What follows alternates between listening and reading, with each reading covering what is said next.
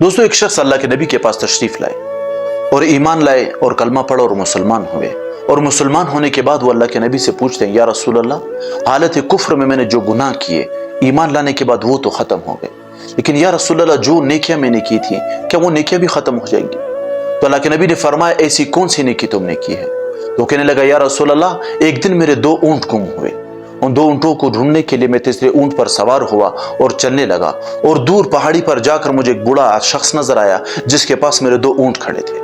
मैंने उस शख्स से कहा, ये ऊंट मेरे। उसने कहा, तुम्हारे तो ले जाओ। लेकिन जाने से पहले मैं वहां बैठा, कुछ खाने पीने लगा, कुछ खजूरें मंगाई, पानी का गिलास मंगाया, तो इतनी देर में अंदर से बच्चे की रोने की आवाज आई।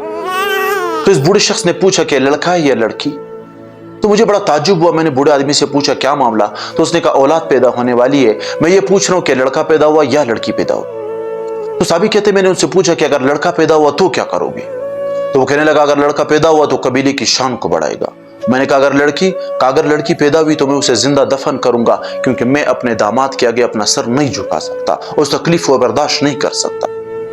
तो साहबी फरमाते, मैंने उससे कहा, मेरे साथ एक सौदा करो, अगर लड़की पैदा हुई ना तो उसे जिंदा दफन मत करना, वो मेरे हवाले कर देना, मैं उसे लेकर जाऊंगा, बदले में ये 2 ऊंट मैं तुम्हें दे दूंगा। तो बूढ़ा शख्स कहने लगा कि 2 नहीं, मुझे 3 ऊंट चाहिए, तब जाके बेटी तुम्हारे हवाले करूंगा। तो साहबी कहते, मैंने कहा, ठीक है, मैं 3 ऊंट तुम्हें देने को तैयार हूं, लेकिन अगर लड़की पैदा हुई तो उसे दफन नहीं करोगे, मेरे हवाले करोगे। तो या रसूल अल्लाह, लड़की पैदा हुई और मैं वो लड़की लेकर आया और उसके बदले मैंने उसे 3 ऊंट दिए, और जब वो बड़ी होती गई, मेरी उसके साथ मोहब्बत बढ़ती गई।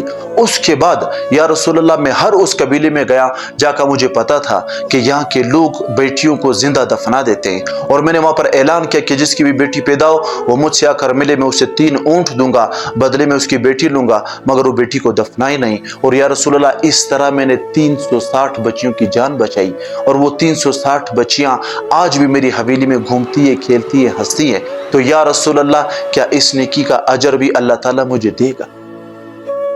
तो अल्लाह के नबी ने फरमाया, तुम्हें क्या लगता है कि ये जो ईमान की दौलत तुम्हें मिली है, किस वजह से मिली है? ये तुम्हारी यही नेकी थी जिसकी वजह से अल्लाह ताला ने तुम्हें ईमान की दौलत से नवाजा है। और अल्लाह के नबी भी रोने लगे, उनकी दाढ़ी मुबारक तर हो गई। और ये जाहिलाना दौर में ये रिवाज आम था कि बेटियों को जिंदा दरगोर किया जाता था। और वही ईमान जो उस इंसान को अल्लाह के नबी ने फरमाया कि तेरी इसी नेकी की वजह से, इतनी बड़ी नेकी की वजह से अल्लाह ने तुझे ये ईमान बख्शा है, वही ईमान दोस्तों अल्लाह ताला ने हमें फ्री में अता किया, न कोई सिफारिश, न कोई मेहनत, मुफ्त में अल्लाह ने वो ईमान दिया। बस अल्लाह से दुआ है कि अल्लाह ताला हमें इस ईमान की कदर नसीब फरमाए।